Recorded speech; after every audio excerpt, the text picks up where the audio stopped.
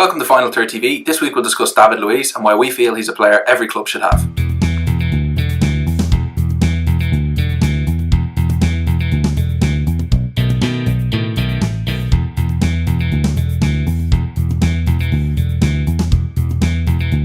With me to discuss David Luiz is Conor Kelly. Hello, Rob Cattleman. How's it going? Okay, start us off here. Why should every team have David Luiz? What makes him so good? I just think he's a leader. I think he's a character. He winds up the opposition, but he's the kind of guy that is a catalyst for a team in a bad situation, as was evident when Ibra was wrongly sent off in the Champions League against Chelsea last week. Luiz was determined to avenge the wrong. Sort of like Batman in a way. Sort of. Yeah. But he was brilliant. His header was phenomenal.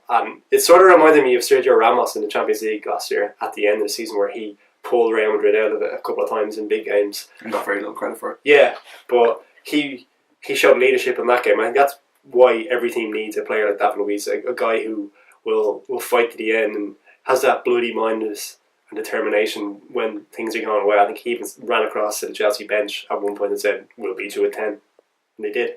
Seriously? Yeah. That's brilliant. Okay, good. There are downsides to his character, which we should probably go into, to be fair. Well, there's no doubt he has flaws. But when he's motivated and concentrated, I think he's a fantastic player. But obviously the 7-1 game is the standout when he just lost his head and decided that he would not only be the hero, he would be the only person they would talk about the next day. Routinely forgot that he was a centre half.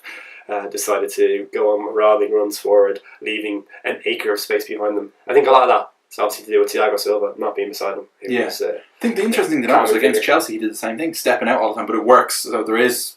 It's because Thiago Silva's there. Yeah. It's because Thiago Silva's there. He's the guy who sort of cajoles Luiz into shape when Luiz is deciding to go on one of his mad tangents. But you don't think that Luiz's best position is centre half, even though beside Thiago Silva he's good. I know we both feel this, but you specifically think he's better in midfield. I think he's excellent in midfield, and I think he's much better there than playing as a centre half because he reads the game. He doesn't read the game that well, but his primary assets are his ball playing skills and his athleticism. And in midfield, I think there's a lot that sort of position suits him better in that situation because he can express himself a little more and he can make those runs forward.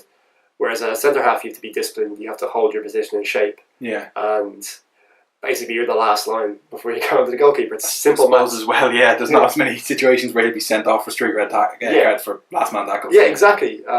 He is rash. He goes into some tackles that he shouldn't go into.